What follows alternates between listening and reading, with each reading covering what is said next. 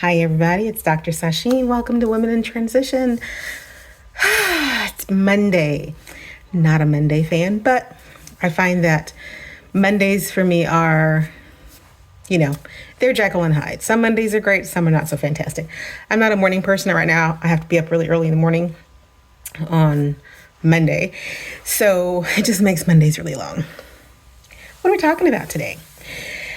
A conversation that I've been following and having with some other creators in social media space who talk about issues of life transitions. And one of the things I want to talk about today is have a list. You're not soft. You're just tired. What do I mean by that? Right now, a lot of people are feeling like worn out. And for a generation that is pretty resilient to a lot of things, it's hitting people in a really odd way how tired they feel. And when I say tired, I'm not just talking about physically tired, because we're all exhausted to some degree. I'm talking about this feeling that seems to be underneath a lot of people right now that just feels like it's so much, right?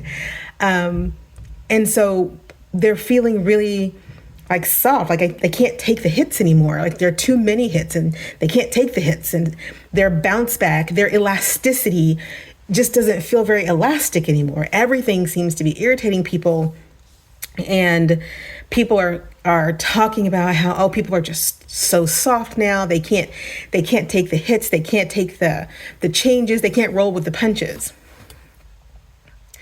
You're not soft. You're not soft. You're exhausted. And you're not exhausted. You might be exhausted on the physical level, but you are exhausted on a level that is bone deep. And if you don't know that term, go talk to your grandma, because she probably does. I'm talking about a weariness that is so pervasive underneath so many other disorders that we don't even address the fact that not only are we sleep deprived because we might be resting, but we might be closing our eyes and sleeping, but we're not resting. But not only are we sleep deprived, we are tapped out. The emotional reservoir is empty. But instead of giving each other any grace for that, or giving ourselves grace for that reservoir being empty, the thing that we need to be full so we can keep on going, we are hearing a lot of chatter about how people are just not very resilient and they need to just bounce back and shake things off and get over it. And these generations are soft. Well, let me tell you something. Gen X, I'm talking to y'all. We weren't hard because we had a choice, right? We were hard because we were surviving. And the one thing that we promised ourselves is that we didn't always want to have to be constantly surviving. So we wanted to make our lives better. We didn't want to have to be resilient and tough as nails. We were. Don't ask us where the bodies are buried, because we got too many hiding places. But the reality is that type of mentality that got us through, that latchkey mentality that's like, I don't need anybody. I got me and my clique and my crew, and that's it. That, as we have gotten older, has taken a little bit of a toll on us, because we don't know how to be forgiving of ourselves when we're not resilient, when it's too much, because we're not allowed to say it's too much, especially women, not allowed to say it's too much. And because we're not allowed to say it's too much, we start talking to each other about how soft generations have gotten, and how people just don't know what it was like, and how we just don't know how to put on our big girl panties, boots, picking ourselves up by our bootstraps and keep on moving. And we call each other soft in a way that doesn't even acknowledge that, historically speaking, we are tired. We are done being resilient. We are not soft. We just don't want to take any more punches. What's wrong with that? We are not soft. We are just tired of having to do the bounce back. What's wrong with that? We are not soft. We are simply at a point in our lives where we are done fixing the broken world. And because we are done fixing the broken world, we then have to look around and go, okay, so what can I fix that allows me to have a life that doesn't constantly require me to fix the broken world? And that's when we begin to pull back and we begin to focus in on ourselves and figure out how to protect our peace. Part of the recognition that we are not soft in the negative way is to acknowledge, but I'm seeking a softer life. Right? So I'm not soft, but I am seeking a softer life. I am seeking a life that I don't have to bounce back from all the time. I am seeking a life that I can go to sleep at night and rest deeply and fully. I was reading something I think it was yesterday, it might have been Saturday, that so many problems, physical ailments of people is because of the lack of true rest. We're not getting down into deep sleep. We're staying in REM sleep and we're not supposed to stay there. We're supposed to cycle up and down, but we can't get ourselves to disconnect even when we close our eyes because our brains are being fried by all the information that's coming at us all the time. And so I want you to think about, instead of giving yourself a hard time for not being tough enough and strong enough and hard enough, because I get it. Like, we are 80s kids, 70s, 80s, 90s kids. We grew up in some stuff, okay? You didn't have to live on either coast to be growing up in some stuff. Those of us who are living it up in the Midwest, we were growing up with our own set of stuff. We were all growing up with a level of hardness to us because we didn't have a choice. I went to school, got my first degree in undergraduate the summer the LA riots happened. So I am sitting in a dorm room in Iowa, Des Moines, Iowa, at Drake University, which is where I started my undergraduate journey. Didn't end it there, but that's where I started it. And I'm watching the television as the LA riots are burning. That was a cultural phenomenon. I didn't have to live in California to understand what was happening or why, or the ramifications of the verdict and all of what was, the verdict hadn't even happened yet, of what was going to happen, what I was watching. We've grown up in times that required hardness as a method of survival. As we've gotten older, we have used that as a badge of distinction that we've lived through some things. But we've also along the way recognized that being hard is really hard. Like, it's really hard to be hard all the time. And trauma lives in the body generationally. And so, as I was saying a few minutes ago, the fact that our snap back isn't snapping back as much as it used to, the fact that we're more irritable and unable to shake things off and just power through without getting angry and resentful, the fact that our resilience seems to be crumbling, of course it is. Like I said, we're culturally in a much different place and time, but historically, y'all were tired. We've lived through a lot. If you've been on the planet for half a century, not every half a century is created equally, right? So your parents, grandparents, silent generation, baby boomers, and further back, their half centuries, they had their own set of issues to go through. Gen X, our half century so far, we've had some issues to go through. And now we're living history again. And I don't know about y'all, but sometimes living history is just exhausting. So we call ourselves and each other soft as if it's some bad word that we're not able to take it like we have always been able to. We shouldn't. We shouldn't be trying to take it like we've always been able to. We should be looking for the soft life exit. And so that's what I talk about for the next few minutes, is the soft life exit strategy. Because the reality is we cannot stay continuing to just labor in the hard, okay? We cannot be constantly trying to figure out ways to get our elasticity back so we can keep snapping back from all the trauma, snapping back from all the pain, snapping back from all the whatever. We can't do it. I don't know about you. I don't want to be 80 still fighting this battle. And it pains my heart that I'm fighting some battles that my parents and grandparents thought they had secured. But I also recognize that there's a point in time where you have to decide how you're going to fight battles. And one of the things that I think that we need to focus on is the exit strategy towards a softer life. Now, for some people, this is going to be a message that they cannot resonate with because they want to fight.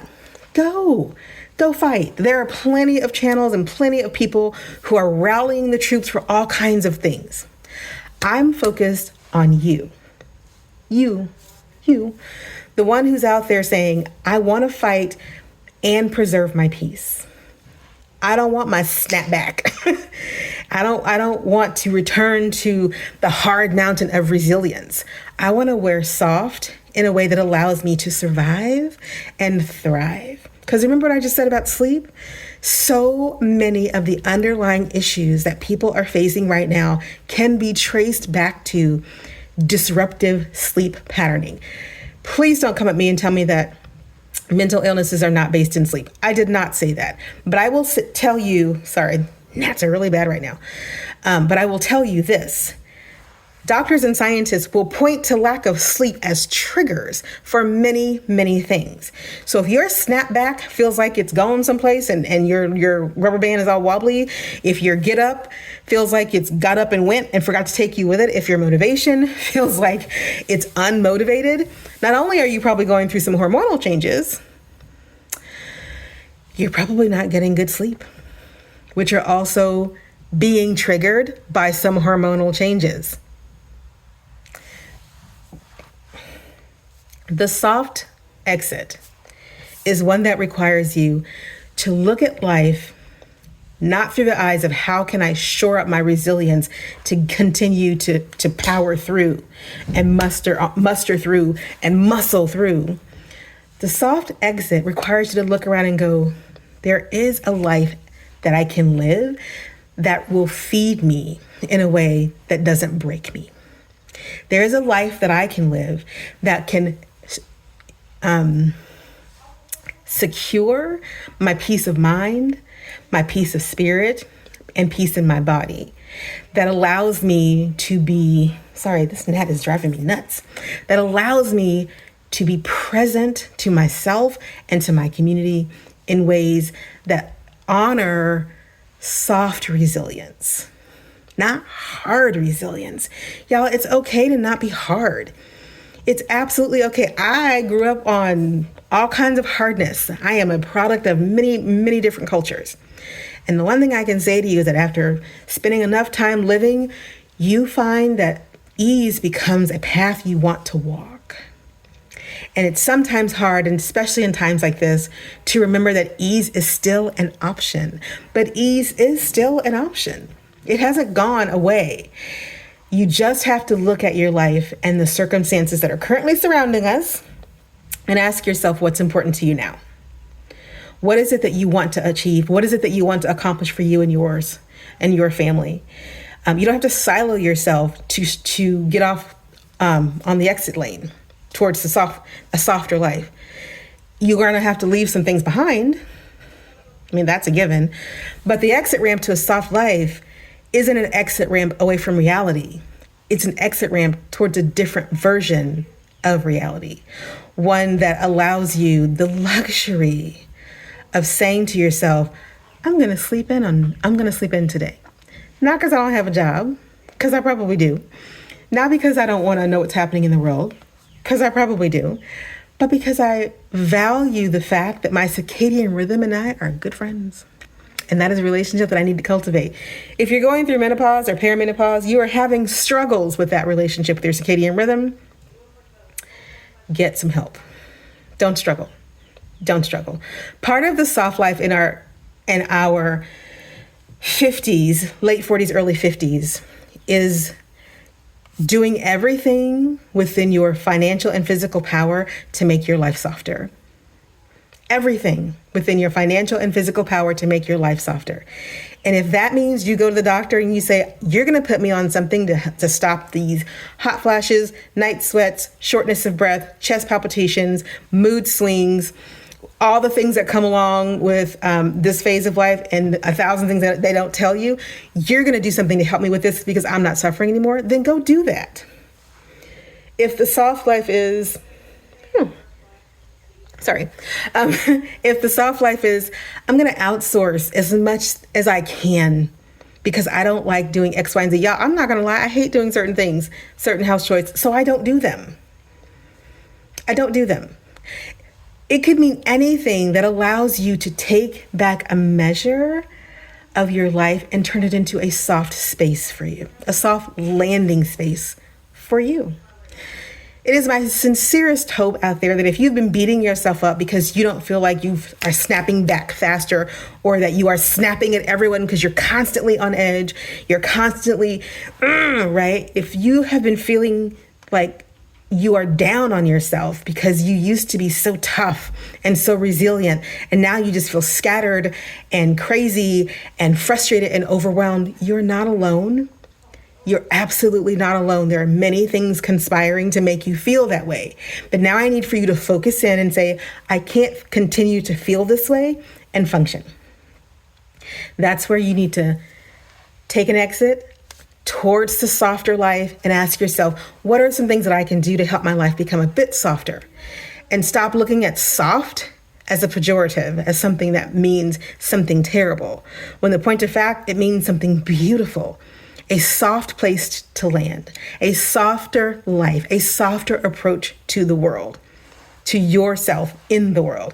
You can be as hard as you want to against some folks, but be kind to yourself, be softer with yourself, allow yourself to sink down softly into who you are and who you're becoming.